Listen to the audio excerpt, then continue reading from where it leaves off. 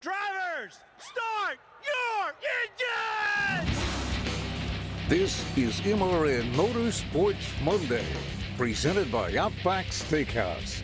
One full hour of news, interviews, and opinion about the past weekend's racing action. Brought to you by Hercules Tires. Pace car is up. Now here are your hosts, Woody Kane and Joey Meyer. Green flag, green flag. Welcome to another edition of Motorsports Monday, where we promise today we will give you 100% effort for the entire hour. I don't want to see the big one. Me neither. Okay. Yeah, nobody wants keep that. Keep it to yourself. You keep that to yourself, Keep it too. to yourself. No big ones on the show.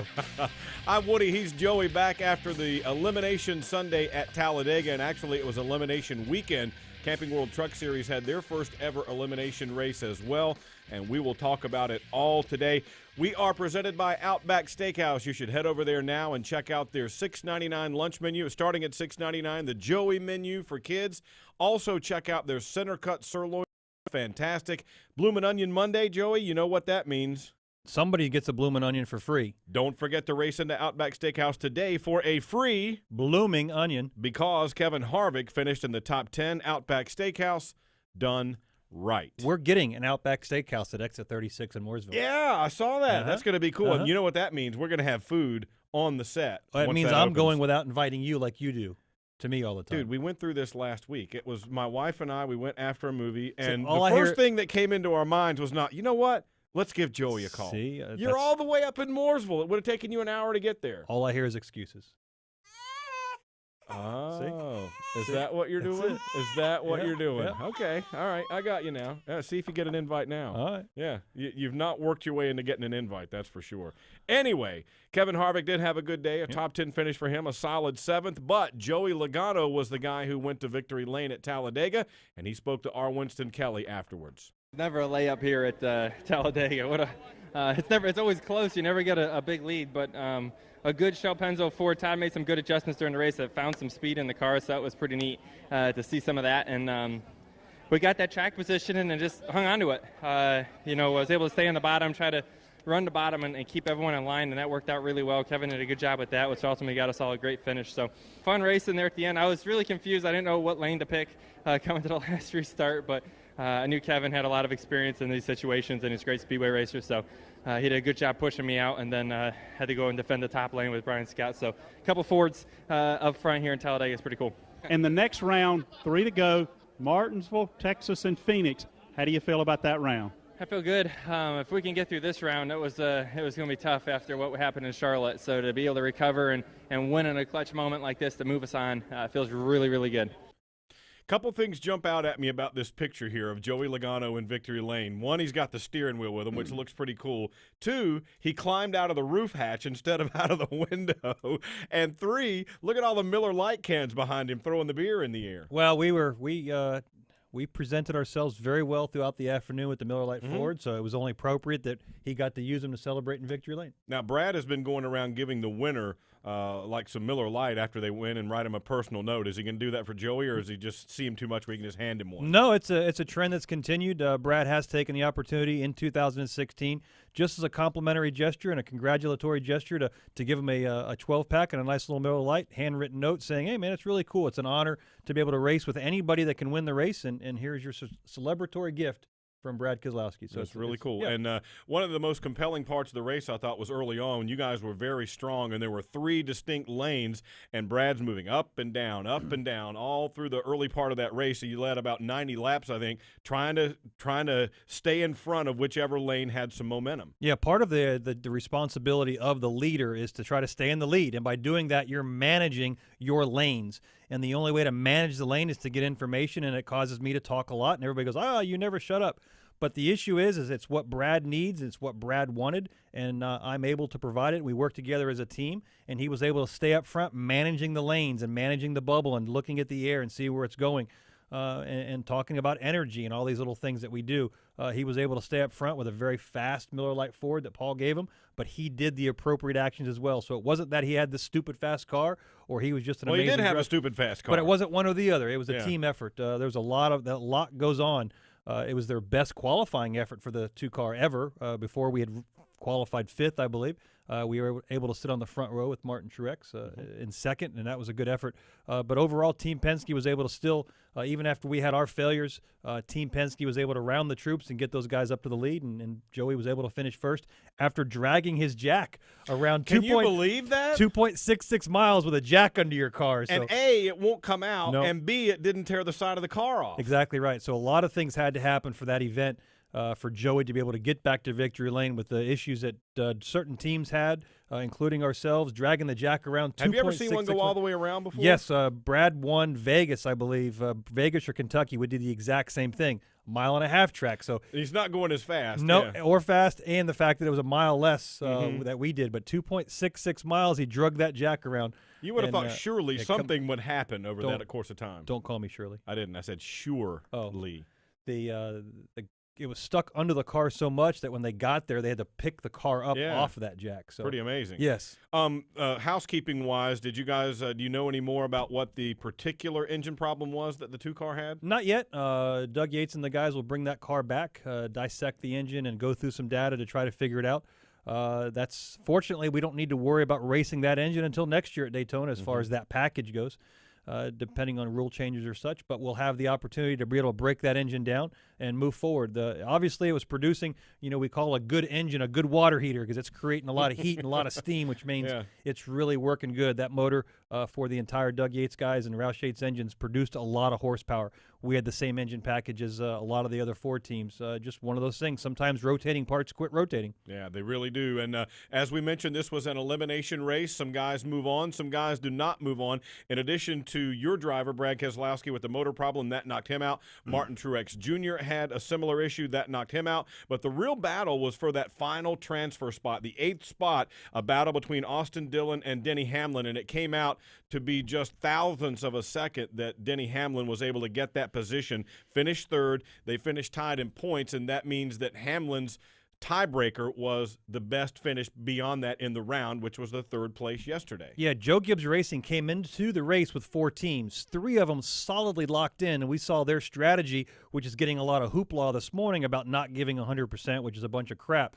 But Denny Hamlin actually had to race and race hard to the very last lap. And there's been pictures going around on social media where he clipped the 41, edged the 41 by 8 thousandths of a second. Not physically bumped him, you mean just edged him out. Edged him by crossing the finish line first, 8 thousandths of a second, and that was the difference between him moving to the next round or Austin Dillon not moving on to the next round because they were tied in points, as you mentioned. All right, here's what Denny Hamlin had to say following the race. Yeah, it was crazy. I mean, I was really in the spot that I wanted to be in, short of I didn't have any teammates up there all day. That's what really, made it the toughest for us all day was, trying to battle with teammates and all of them didn't have nothing to lose or was already locked in. So the odds were honestly stacked against us big time today. But, we worked with the right guys and, we had some, teammates that weren't Toyota and weren't Joe Gibbs that helped us out today. And, I mean, that last surge at the very end to beat the 41 of the line was what we needed.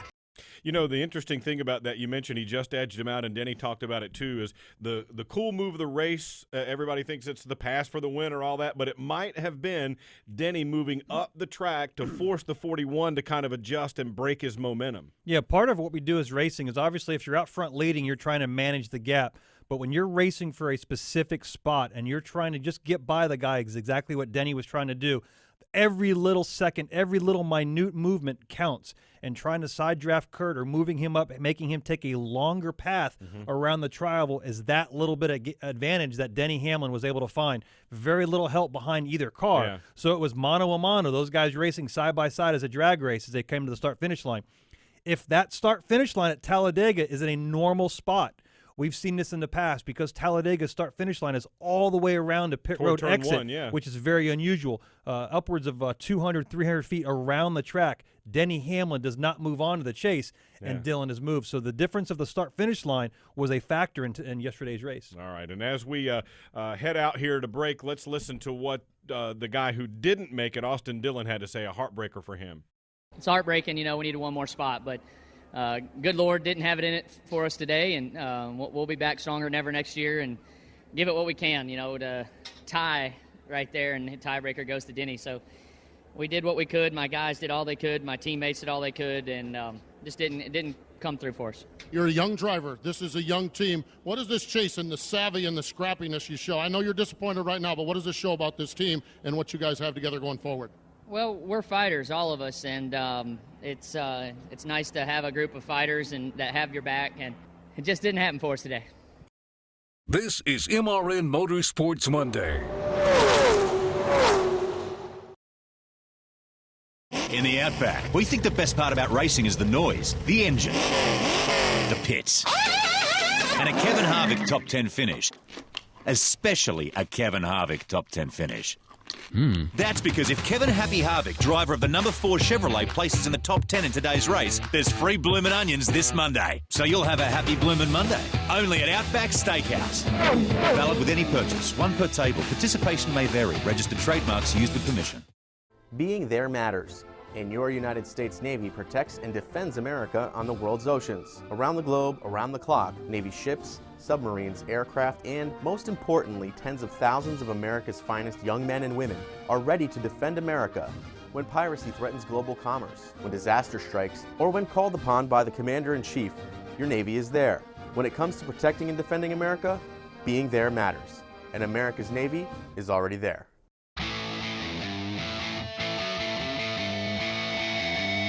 This is Wing Nation's Steve Post. Join Aaron Evernham and me live from Tom Johnson Camping World at the Dirt Track at Charlotte during the World Finals.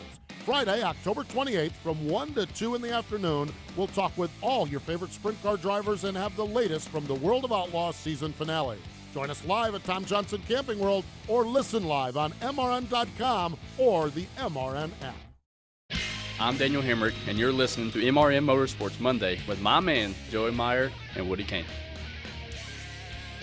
Currently running the outside lane. They're leaning on each other. Cameron Haley out of shape. Hard into the inside, safer barrier. Grant Enfinger, the race leader, headed back to turn 3. That high lane is still working, but Spencer Gallagher battling hard on the low line, trying to make that work. Grant Enfinger now getting a push from Ben Kennedy. Side by side, coming off turn number 4 for the win here at Talladega. Final time through the tri-oval. Grant Enfinger out in front all by himself. The pack comes steaming to the finish line. Here's Enfinger throwing the block. Grant Enfinger wins the Fred's 250. There you heard it at Talladega, Alabama. A first-time winner, Grant Enfinger for GMS Racing, and he joins us now on the guest line. How about that, man? Your first win in your home state. What a high-drama race that was. Congratulations.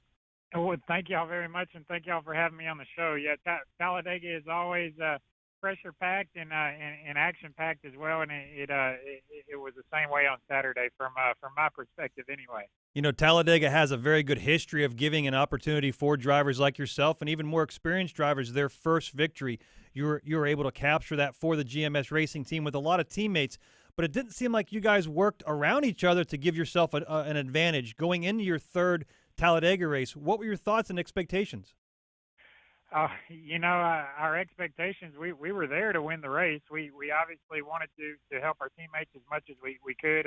We wanted to make sure Ben and Johnny were able to make it through this round of the chase and not have any issues. But, we were there to win the race for our 24 guys and plug phones and everybody here at GMS Racing. So fortunate enough the stars lined up and the good Lord blessed us with really, really fast race cars and the race to work out in our advantage and able to hold those guys off at the end.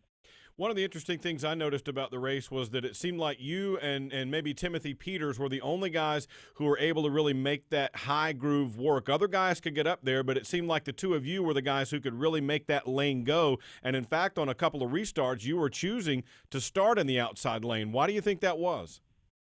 I think it all had to do with who was up there. That was kind of our best guess. We'd sit there and analyze it when we did have a choice. And myself, Jeff Stankiewicz, our crew chief, and Tyler Green, our spotter, we'd all sit there and make our best educated guess, and it seemed to work out most of the time.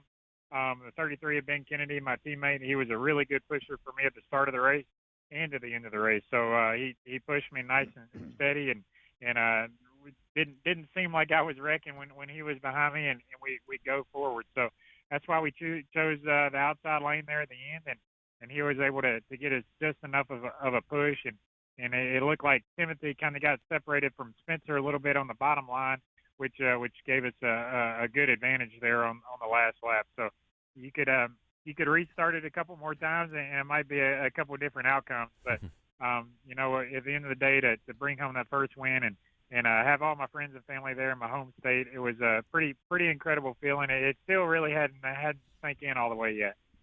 You know, one of the things Jeff Stankiewicz is known for is giving you guys very fast restrictor plate style trucks. Sat on the pole there at Daytona, and you show up at Talladega with the effort of all your teammates. But before we race the 100 laps on Saturday, we have to practice on Friday with your teammates. Did you go into practices on Friday with a Spartan agenda? Did you work with your teammates or have them work with you, pushing and shoving, and how'd that work on Friday? We did a little bit, you know, but the crazy thing that a lot of people don't understand about speedway racing is you can make all the plans in the world, and most of the time it just doesn't work out. Yes. Oh, he knows. We didn't spend a whole lot of time making a plan for practice, but we did a little bit of drafting in the first session and found out we had a pretty good truck. And then on the second session, Jeff Stankiewicz has actually made some single car runs, and our crew chief Jeff Stankiewicz actually made it better, which that very rarely happens for me on a speedway, to actually make the truck better when we're there. It's kind of you unload good and you're good and you have what you have, but we were able to make our truck better and never got back out there in the draft, but we just assumed it would be better for Saturday, and it sure was. We picked up speed in our single car runs and able to qualify second, and then really had a truck that could push really good on Saturday during the race, and also one that could lead really, really good. So very fortunate that we had the speed that we did, and how cool is that to bring a brand new sponsor, Plug Phones, on board and give them the first win in the first race, and also our local Alabama guys. We had a Beasley Allen law firm from Alabama that supported me in my career for a long time on board with us, as well as Home Stew Excavation and Champion Power Equipment. So had a lot of Alabama roots there cheering us on and actually got us to the track as well. So pretty cool to be able to celebrate with those guys on Saturday night. Yeah, and the home state win for you, as you mentioned, did you run out of tickets? Was everybody going, "Hey Grant, can you get me in"? Yes, they were, and we got reprimanded for that a couple of times, but we got a bunch of our friends and family in, and man, it was just one huge party afterwards. But it's great to be able to share those moments with the guys that have ultimately got you to that point. And you know, the same thing goes for back here at the shop.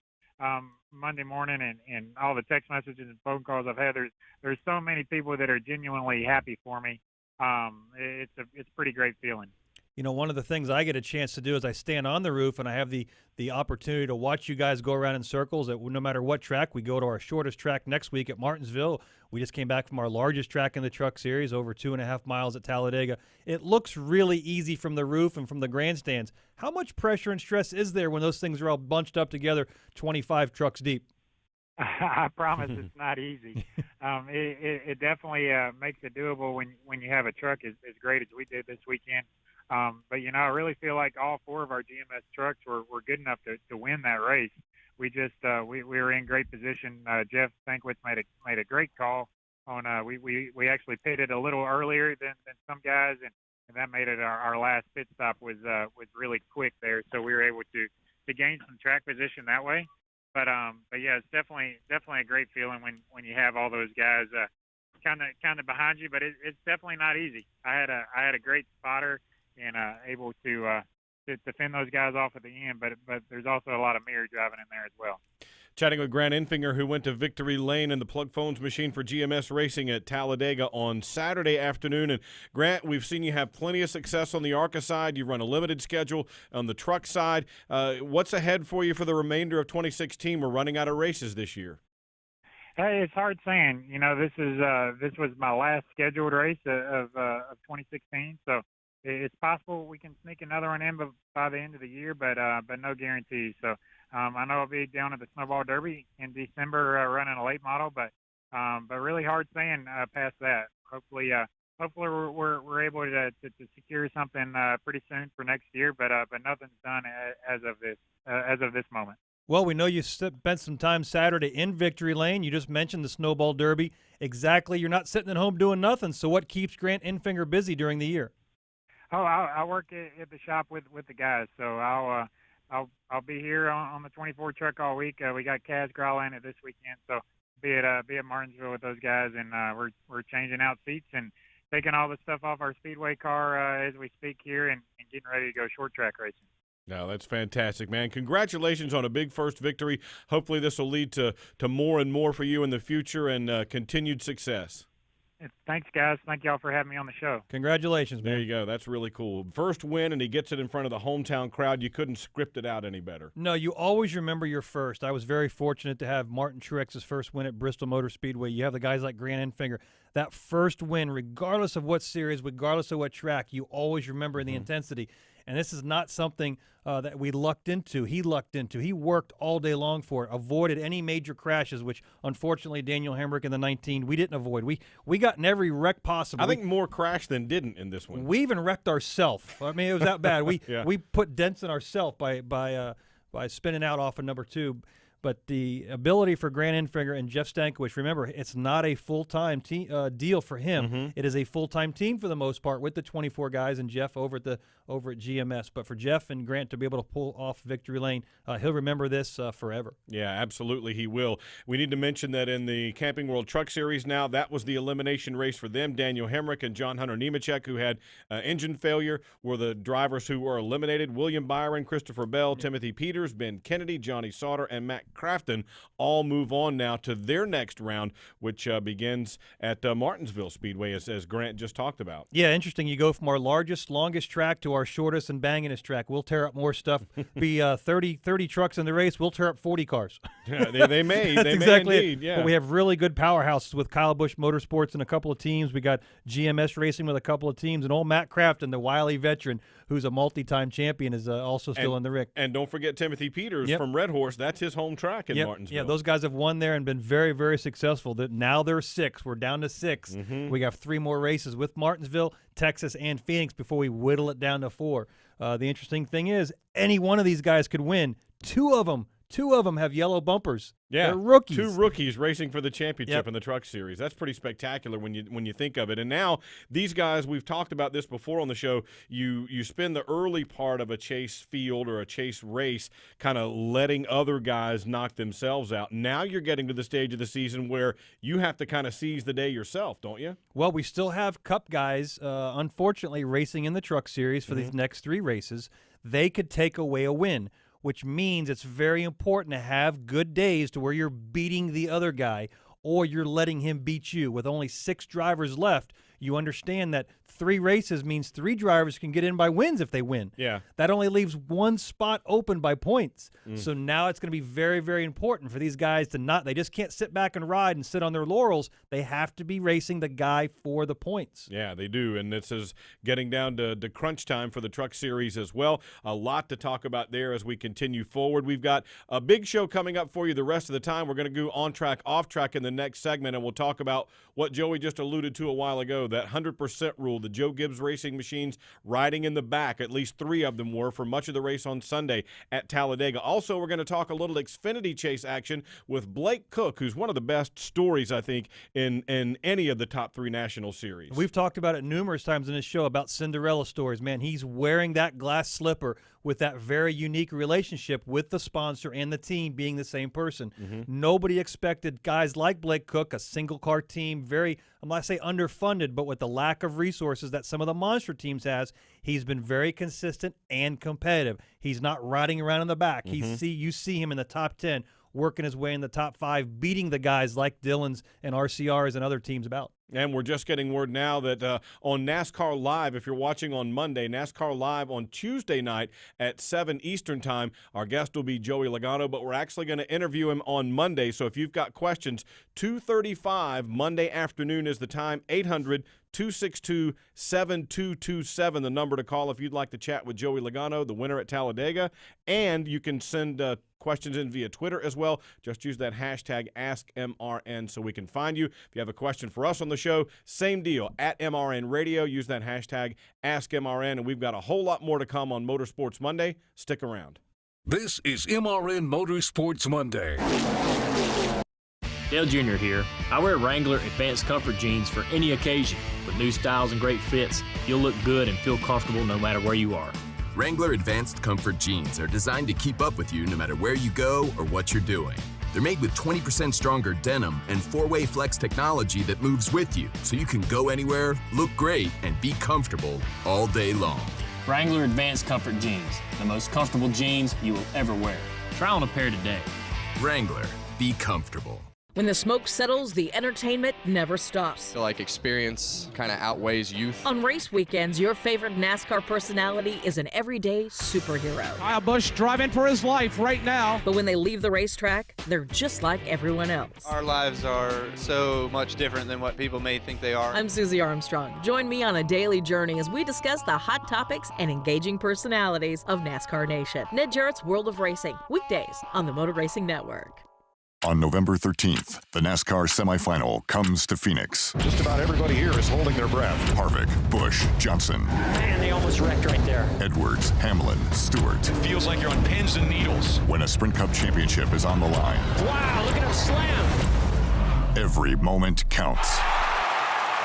The Can-Am 500 on November 13th. Secure the best remaining seats now at PhoenixRaceway.com. Hi, this is Jimmy Johnson, and you're listening to MRN Motorsports Monday with Joey Meyer and Woody Kane.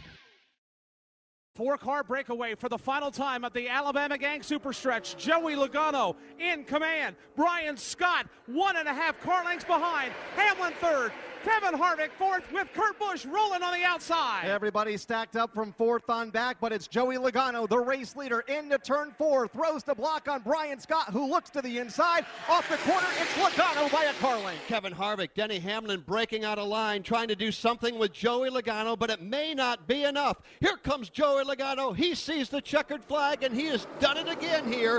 There you go. Joey Logano heads to victory lane at Talladega, and he'll be the guest on NASCAR Live Tuesday night at 7 Eastern Time. But if you're listening on a Monday, call in at 2:35 this afternoon, and you can ask your question of Joey Logano after his big win at Talladega. Second time in a row he's won the chase race at Talladega. Pretty sporty. Yeah, and pretty good 3 out of 4 restrictor plate races for Team Penske. Brad won the earlier spring race at Talladega, won the midsummer July race at Daytona, and now Joey's back-to-back with their fall races at Talladega. So Team Penske's kind of got on a roll here. And we see this in the industry. Penske and now Hendrick, and back in the day, DEI was dominant at any plate race they showed up with Michael and Dale Jr. So it's all cyclical. Right now we're at the top of our game. Unfortunately, we were at the bottom of our game yesterday with a little expiration in the engine issue, but Joey Logano was able to bring home Team Penske back to victory lane. One thing I noticed in that picture we saw there, did you see the guy in second place? Mr. Brian Scott. Yeah, number 44, the goodies machine. Here's what he had to say afterwards. I gave it everything I had. I mean, if I could have stuck my feet through the floorboard and ran to try to get a little more horsepower, I would have done it. I got to thank Denny Hamlin, everybody that worked with me and tried to push me up there. I probably wasn't their first choice, but I gave them no choice but to work with me, and just proud of these guys. Solid day, no mistakes, capitalized on every opportunity that we had, and brought home a good finish. How difficult is it as a rookie to try to earn that respect, and do you feel like you earned it today?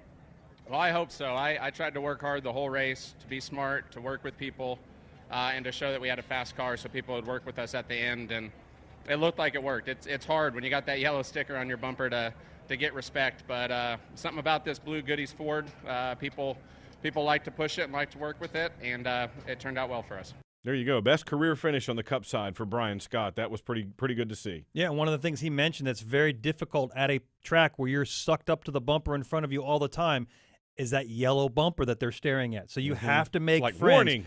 Right, you have to make friends the entire race. You can't do idiotic things. People are wanting to get away from you.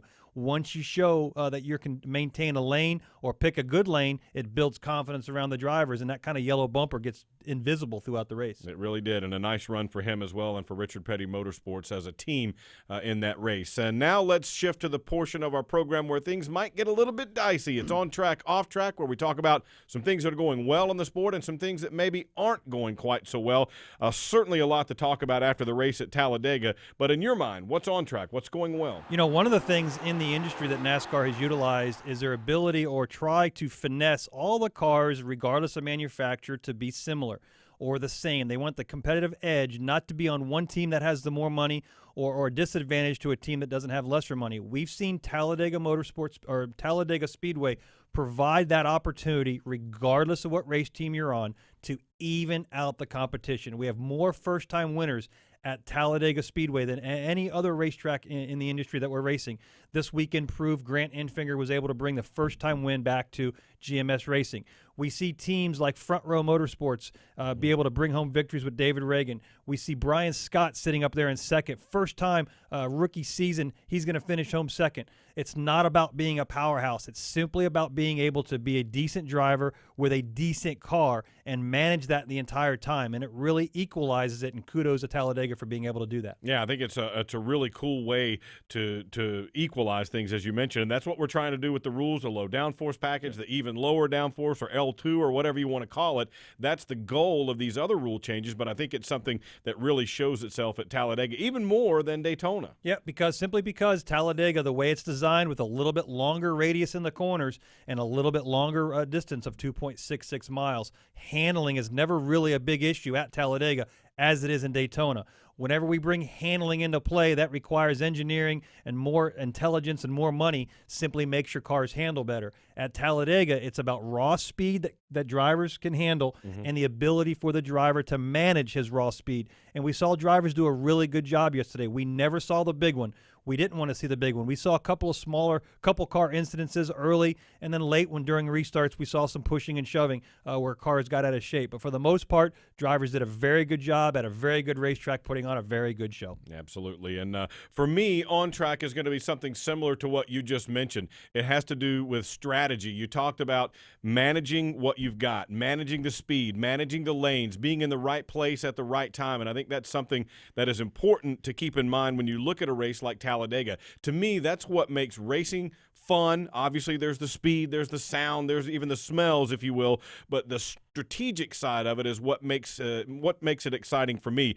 Which crew chief can outthink the other in terms of strategy? Which driver can put himself in the right spot in terms of the others to produce a winning result? And it magnifies or shows itself no more than it does at Talladega, because with all these other lanes coming, you guys were a perfect example of it early in the race, trying to block 3 different lanes and be in front of whichever one had the most momentum for what looked like it was going to be all afternoon. You led 90 laps, and I think that strategic part of it, even the 3 Gibbs cars going to the back and running around in the back, they were running strategically to try and place themselves in the best position to win a championship. It doesn't necessarily have to do with going balls to the wall for that day and trying to win that race. I know if you're a fan of those particular cars, I can understand the angst about, man, I wanted to see my guys run up front and really compete hard, but they are in a situation where they're forced to think big picture. They've got to look at a championship perspective rather than a today perspective. In the very first round of the chase, there was a lot of hoopla and people screaming about a lack of drama.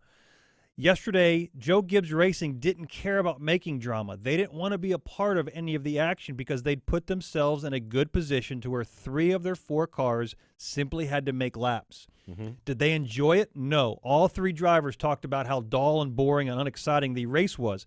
But the outcome, the championship, wasn't decided after Talladega. They have 3 more races before they can get to Homestead. They can only get to Homestead if they can leave Talladega by going their agenda. They weren't trying to create drama. This wasn't Housewives of Talladega. They simply didn't care what other people were doing. They had their own responsibilities to their teams and their sponsors to get on to the 3rd round, which they did successfully. Yeah, and I think on the strategy thing, this is what makes it compelling to me. In all sports, the best team, the best driver, whatever it is, doesn't always win. It's Can somebody else with nearly the same speed or nearly the same resources figure out a way to beat the guy who should beat them. To me, that's what's compelling about sports. Yeah, every sport and every industry has a David and Goliath mentality. Sometimes David ends up winning. That's why it's such a big deal. You know, if you correct me. We talked about Cinderella last week. Exactly right. But Goliath doesn't always win. Right. That's why it's a story. That's why it's David and Goliath. Plain land safely is not a story. Exactly.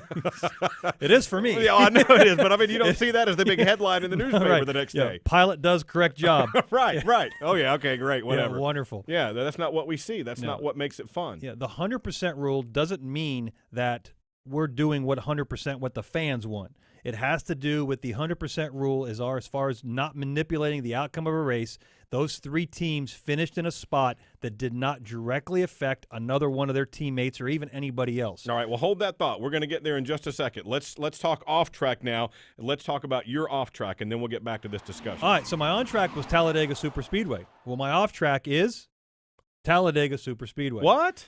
As a chase race, we saw yesterday, it was unfortunate that we ran 30-plus races in the year, and a team gets to Talladega and puts themselves in and has a minor issue like Truex did and like Keselowski did, and now their season is over.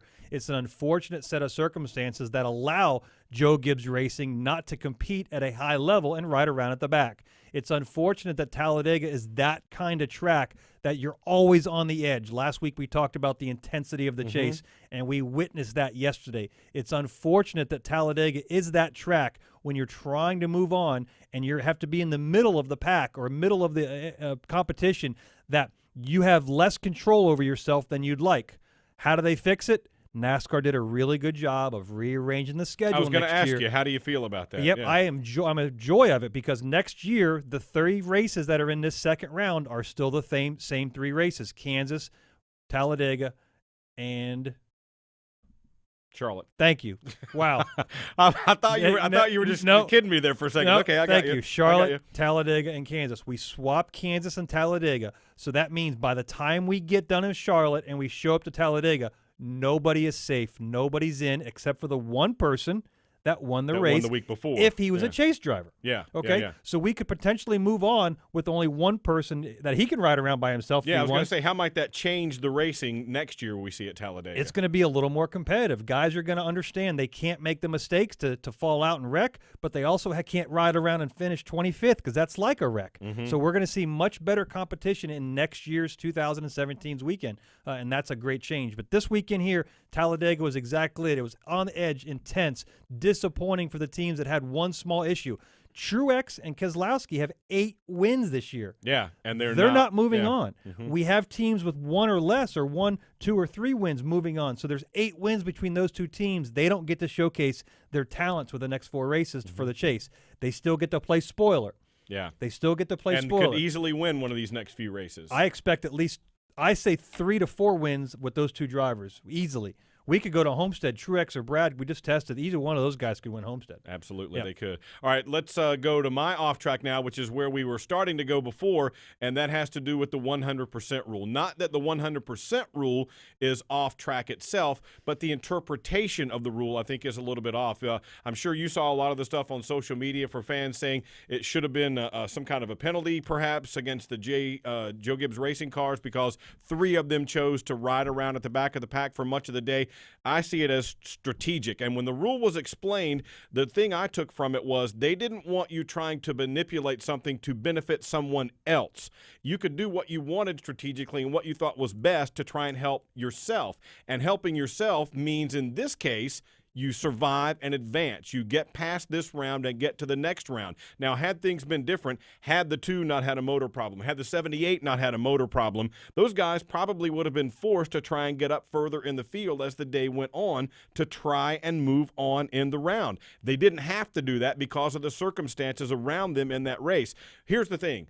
Are you giving 100% if you lift in the turns at a track? Well, no. You're not to the floorboard, so you're not giving 100%. Does that mean you're doing something wrong? If you try and slow down to avoid a wreck, well, you didn't give 100% because you slowed down. There's a fine line here between how you interpret this rule, giving 100% and using strategic moves to your advantage. You're so wanting to say strategery.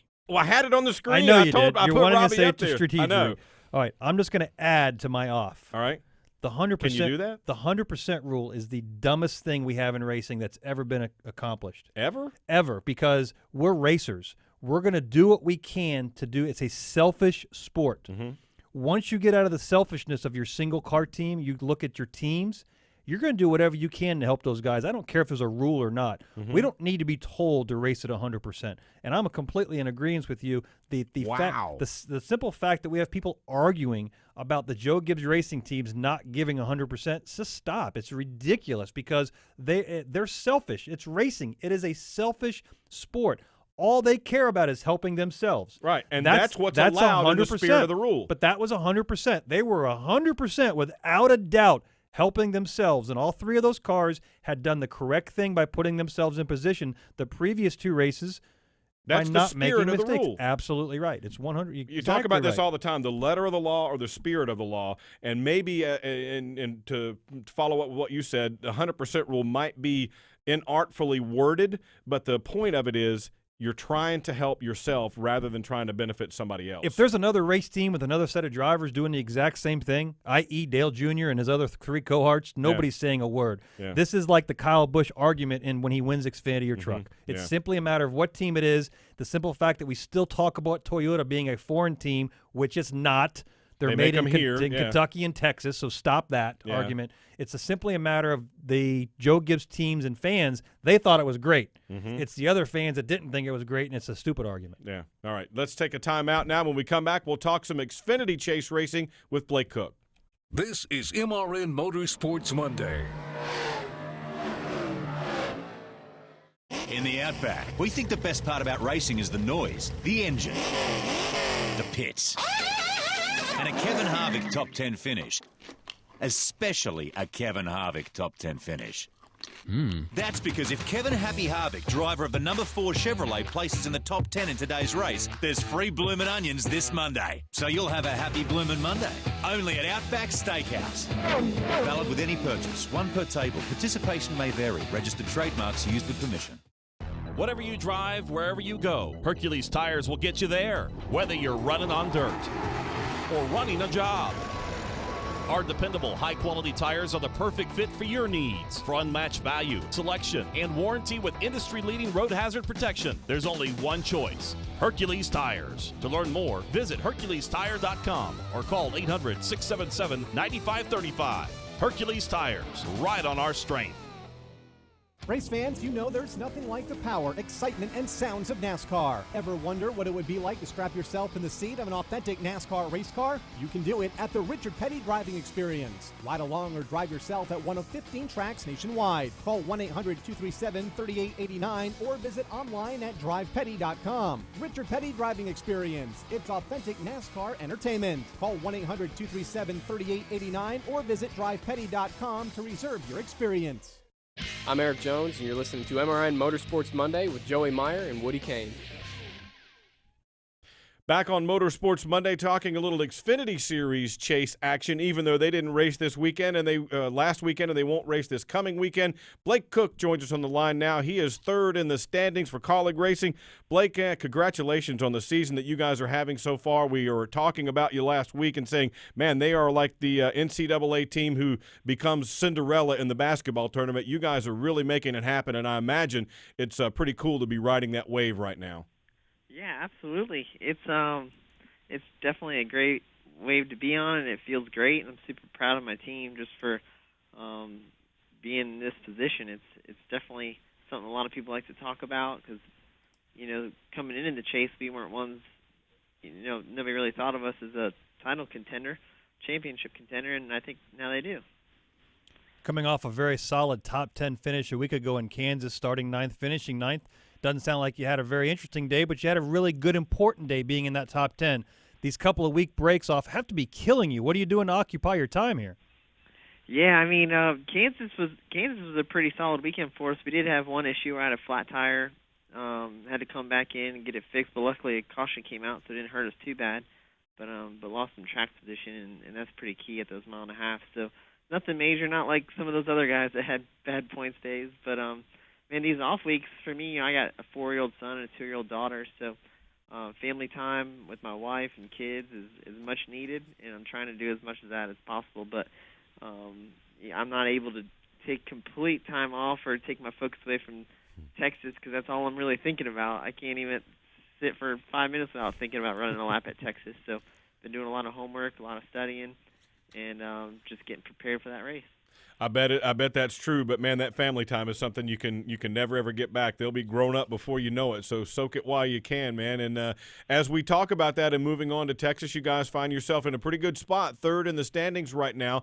Tell us about the way this season has built for you guys momentum-wise along the way, because you've had plenty of good runs, but over the weeks there'd be talk about, oh, this guy or that guy, like an Eric Jones or an Elliott Sadler, and then steadily but surely you guys have just been right there. Yeah, we, since the beginning of the year, we set some goals, and one goal was to make the chase, and the other goal was to be a top 15 car every week. So running the top 15, finishing the top 15, we thought that'd be a pretty solid goal for our first year in business, and we were able to accomplish that, both of those. And then we started setting a little bit higher goals where we wanted to be, a 12th place car. So then you just push hard to be a 12th place car, and I feel like that's kind of where we've been the last couple weeks. But these last three races, well, I would say Texas and Phoenix, we need to be a top 10 car. Go there and finish solidly in the top 10 2 more times. I think that'd be very, really close or good enough to get us into that top 4 for Homestead. Well, you talked about Homestead when you can't overlook Texas and Phoenix, but how far ahead, how prepared are you for Homestead already? We're pretty prepared. I have some great guys at Koch Racing, and Chris Rice works his butt off. He can't think about anything but racing either, so I'm sure he already knows what we're going to run at Homestead and which car it is. And we have the alliance with RCR, and that's very helpful. But you really can't look that far ahead, because what really matters right now is Texas and Phoenix. You have to have good, solid runs there. But regardless, even if no matter where you're at in points at Homestead, you want to end the season off with a great finish and a great run. So it is a very important race. Blake, take us back a little bit and tell folks the story, because we've referenced it several times, but I wanted folks to hear from you how this whole deal came together, where your sponsor said, you know what, I just want to go ahead and buy a team. Yeah, it was actually 1 year ago, the Fall Charlotte race. On, I think, Monday, Matt Colleague called me. He was my sponsor, leaf filter gutter protection. I was at TriStar Motorsports. And he called me and said, dude, I want to start a race team. And I was like, okay, are you sure? And he's like, yeah, let's do it. And I said, all right. So first thing I did was call Chris Rice and ask him if he was available or willing to do it. And then he took a meeting with me, and we started talking, because I worked with Chris a couple of years ago and had a great experience with him. And just he has so many relationships in the garage and a great attitude and great work ethic. I knew he was the guy. And so we got him and then started the team.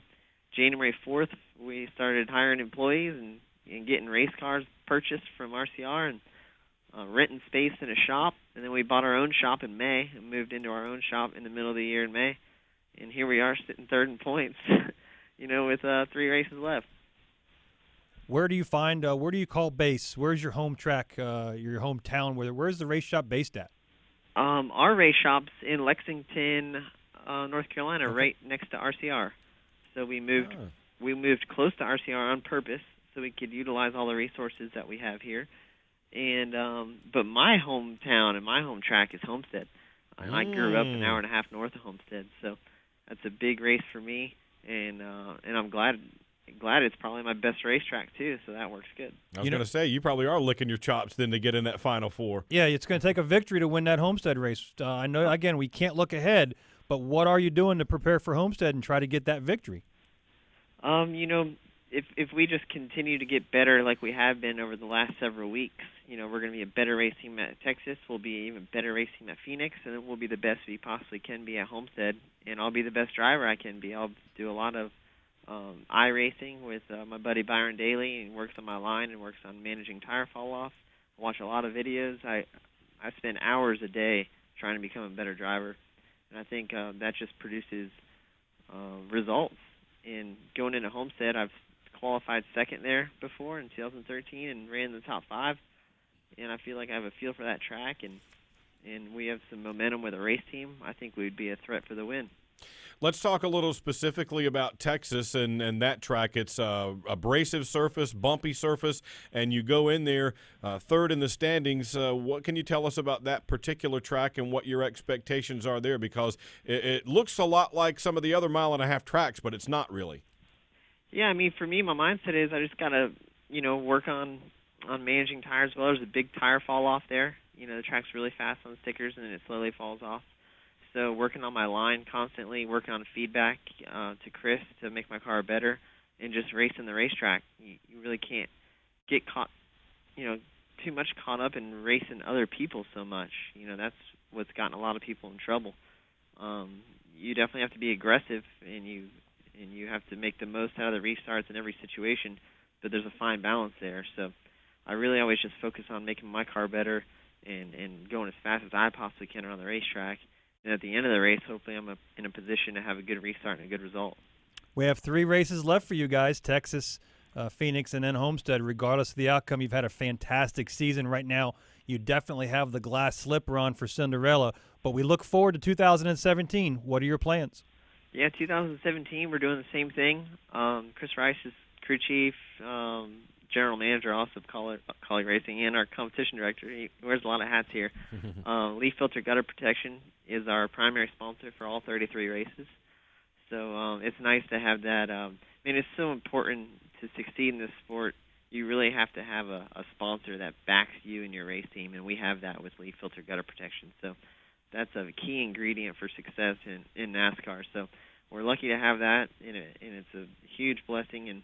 And Matt's really excited to continue on with Koch Racing, and we're just going to keep getting better. Yeah, you talk about getting better. One of the things you see is strength in numbers with a number of other race teams. Any expansion plans?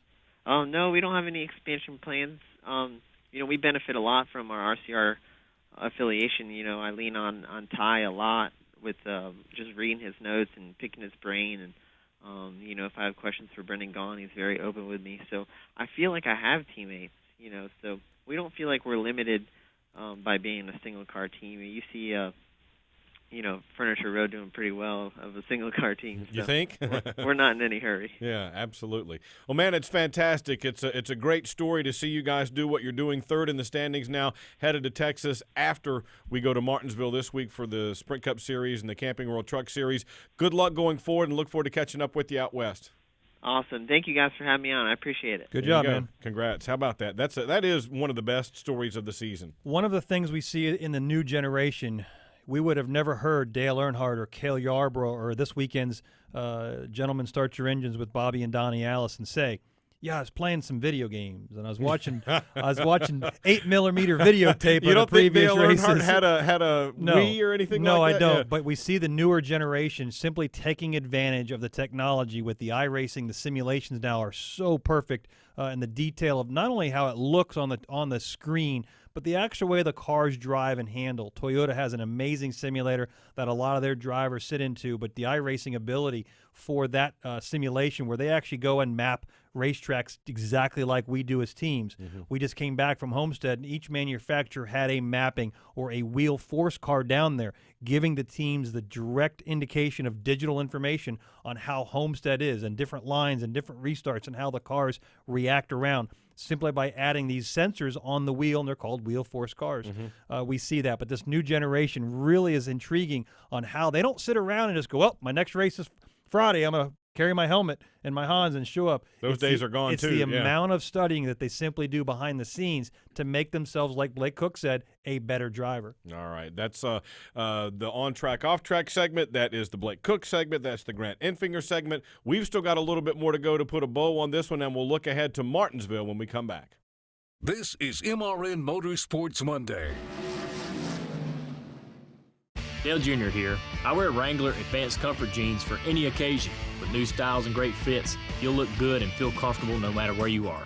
Wrangler Advanced Comfort jeans are designed to keep up with you no matter where you go or what you're doing. They're made with 20% stronger denim and 4-way flex technology that moves with you, so you can go anywhere, look great, and be comfortable all day long. Wrangler Advanced Comfort jeans, the most comfortable jeans you will ever wear. Try on a pair today. Wrangler, be comfortable. In the Outback, we think the best part about racing is the noise, the engine, the pits, and a Kevin Harvick top 10 finish. Especially a Kevin Harvick top 10 finish. That's because if Kevin Happy Harvick, driver of the number 4 Chevrolet, places in the top 10 in today's race, there's free bloomin' onions this Monday. So you'll have a happy bloomin' Monday. Only at Outback Steakhouse. Valid with any purchase. One per table. Participation may vary. Registered trademarks used with permission.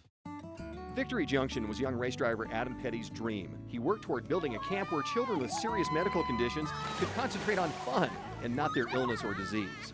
When he died tragically, his family and friends around NASCAR made sure that dream came true. Today, Victory Junction is a camp that provides fun, life-changing experiences to children dealing with illnesses and disabilities, all at no cost to the camper. Help us serve more children by visiting victoryjunction.org. I'm Matt Kenseth, and you're listening to MRN Motorsports Monday with Joey Meyer and Woody Kane. You cannot make a mistake and go on to win a championship. And trouble for Martin Truex Jr., Dave Moody. He is headed your way. He is up in smoke on the apron of the racetrack. Yeah, Martin Truex Jr. out of his car. Martin, I know you said you felt a vibration. We saw smoke. You were up under the front end of the car. What happened? Got a big hole in the oil pan, so catastrophic engine failure. But all in all, I mean, it's just a tough way to go out for us, you know. I wish we could have raced all day at least and seen how to play it out, but it's part of racing. It's the way it goes some days, and unfortunately today wasn't our day. Championship chances over. How would you sum up your team's chase this year? It's been a roller coaster, that's for sure. We've done the best we could. We've got a great team. We've had a really good season, and we're going to go out and try to win the rest of the races and see what we can do. Right when that happened, we saw the smoke down in one. We heard the call. The caution comes out. Standing on the roof and the fans and the spotters, we knew Martin Truex's day was over. We've had Clayton Hughes on the show before after some victories. I walked over to him and I said, man, I am so sorry. I honestly felt sick for him because I know he's had a really good season. If you lose, that's one thing. Little did I know that you were going to be in the same boat. I was foreshadowing that conversation because he went, man, I really feel bad for you. So it was one of those things. Who you like or don't like on the racetrack, you want to see him race for it. It's like seeing somebody get injured in another sport. You want to see it settled on the track, on the field. That's it. Some people argue about whether you'd rather get there and fail or never get there. You definitely want the opportunity to get there with an opportunity not to fail. Unfortunately, moving parts sometimes quit moving, and certain parts that aren't supposed to move start moving. Yeah, and that's exactly that's a bad thing too. That's exactly what happened yesterday with the 78 car and the car of the 2 cars. So you'll have those issues, and that's why I talked about in the off track. It's the intensity and then how important Talladega is with the agony of defeat that we talked last week on off track on the intensity of the entire chase system. You hate to put yourself in that position. It is what it is, and we move forward. But your stomach just gets sick on how you feel when you see that happen, and you're like, we know we're done. All right. We've got a Twitter question here. Mr. Wino Bandit wants to know, Jimmy Johnson or Kevin Harvick, the favorite going forward with Texas, Phoenix, and Homestead coming up? Well, the nice thing is I don't have to pick 2 people. I get to pick 4. And now that the 2 car is not in the chase anymore, and I thought we were a contender, as well as Truex, my 4 from this day forward, we got 4 more races to get to Homestead, is Jimmy Johnson, which I've said numerous times on the show, him and Chad Canals will get that 7th and potential 8th championship. I've got Kevin Harvick winning his 2nd, Joey winning his 1st, or the 18 winning their 2nd. So my 48, 4, 22, and 18 are my 4 going to Homestead. All right, and my answer to that question is I'm thinking Jimmy Johnson because he didn't have it in the question, but Martinsville is one of Jimmy Johnson's better tracks. Texas is one of his better tracks. You'd have to favor Harvick, I think, at Phoenix because he's awfully good there and has been for quite some time. But I think a lot of these tracks really line up well for the 48 team, and people act like they've forgotten how to race and they've fallen off the planet. Well, here we are toward the end, and they're right there again, right near the top. Yeah, and like I said just 30 seconds ago, both of those guys will be in Homestead. Yeah, and it's going to be a lot of fun to watch. Quickly, Martinsville, what can we look for there? Wow, beating and banging both in the Truck Series and the Cup Series. Now that certain drivers are not in the chase at Martinsville and certain drivers are not in the chase for the Truck Series at Martinsville, we're going to see a lot of beating and banging. Guys simply aren't trying to be safe anymore. Those other guys realize that Martinsville could be that race where they get kicked out. And they don't want to be, whether it's the Cup Series or the Truck Series. So they're going to be half edge, half on trying to be safe. The other drivers aren't. We're going to see a lot of really good competition at our shortest and slowest track that we race at. Now, I remember distinctly earlier one time you telling me that you didn't care necessarily for truck racing at Martinsville because you thought guys lost their minds. Was that timing? Or No, it's exactly. They still will lose their minds. It's very frustrating to watch these guys, especially towards the end when they simply they're give up rats. They don't care. That's outstanding. Excellent. All right, folks, so we'll be there at Martinsville this coming weekend. Don't forget, we'll have the Texas Roadhouse 200 presented by Alpha Energy Solutions from Martinsville Saturday at 1. Sunday, we will have the Goodies Fast Relief 500. That is Sunday at noon. Don't forget, Joey Logano will be our guest on NASCAR Live. It airs Tuesday night at 7, but you can talk to him 2:35 Eastern Time on Monday. I'm Woody. He's Joey. We'll see you right back here next week.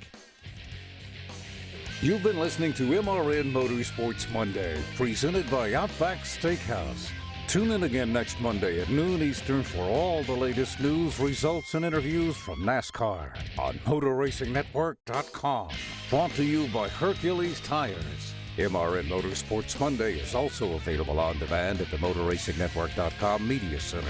Or you can download it from iTunes or Stitcher. MRN Motorsports Monday is a production of the Motor Racing Network. All rights reserved.